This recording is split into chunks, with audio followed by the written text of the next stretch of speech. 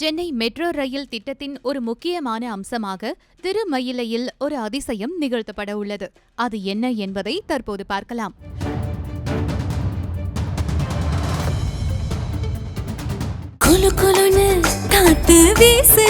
உங்கள் சத்யாவில் குளு குளு ஏசி ஆஃபர். சென்னையில் மெட்ரோ ரயில் திட்டத்தின் 2ஆம் கட்ட பணிகள் 63,246 கோடி ரூபாய் மதிப்பீட்டில் செயல்படுத்தப்பட்டு வருகிறது. 3 வழித்தடங்களில் 128 மெட்ரோ ரயில் நிலையங்கள் அமைக்க திட்டமிடப்பட்டு பணிகள் முழு வீச்சில் நடைபெற்று வருகின்றன. 118.9 கிலோமீட்டர் தூரத்திற்கு நடைபெறும் இந்த திட்டத்தின் பணிகள் சுமார் 40% நிறைவடைந்துள்ளது. பூந்தமல்லியிலிருந்து போரூர் வரையிலான 9 கிலோமீட்டர் தூரத்திற்கான மெட்ரோ ரயில் சேவை விரைவில் செயல்பாட்டுக்கு கொண்டுவரப்பட உள்ளது. 2ஆம் கட்ட மெட்ரோ ரயில் திட்டத்தில் 50.5 கிலோமீட்டர் தூரத்திற்கான சுரங்க பாதையில் சுமார் 19 கிலோமீட்டர் தூரத்திற்கான சுரங்க பணிகள் தற்போது முடிக்கப்பட்டுள்ளன. சென்னை மெட்ரோ ரயிலின் 2ஆம் கட்ட திட்டத்தில் ரயில் நிலையங்களை அமைக்கும் பணிகள் இறுதி கட்டத்தில் உள்ளன. தேர்தல் முடிவடைந்ததும் பூந்தமல்லி மெட்ரோ ரயில் நிலையத்தை திறக்க முடிவு செய்யப்பட்டுள்ளது.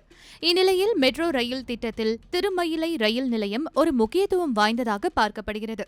இந்த ரயில் நிலையம் தரைமட்டத்திலிருந்து சுமார் 38.79 மீட்டர் ஆழத்தில் அமையவுள்ளது.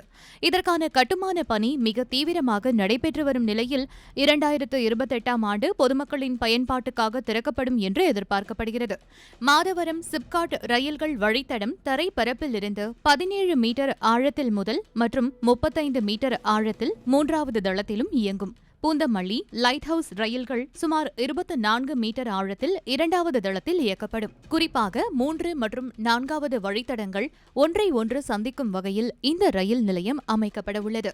இதில் 3 மற்றும் 4வது வழித்தடங்களான மாதவரம் சிப்காட் மற்றும் பூந்தமல்லி லைட் ஹவுஸ் வழித்தடம் அடுத்தடுத்த நிலையங்களில் செங்குத்தான அடுக்குகளாக செல்லும் வகையில் திட்டமிடப்பட்டுள்ளது.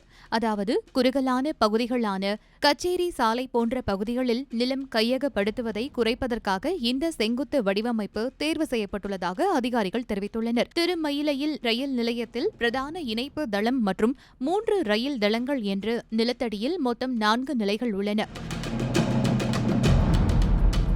திருமயிலையில் நடத்தப்பட்ட நில ஆய்வில் பாறைகள், பாறை மண் ஆகியவை கண்டறியப்பட்டுள்ளதாகவும் தடுப்பு சுவர் அமைக்கவும் சுரங்க பணிகளை மேற்கொள்வதற்கும் இது கடினமான ஒன்று என பொறியாளர்கள் தெரிவித்துள்ளனர்.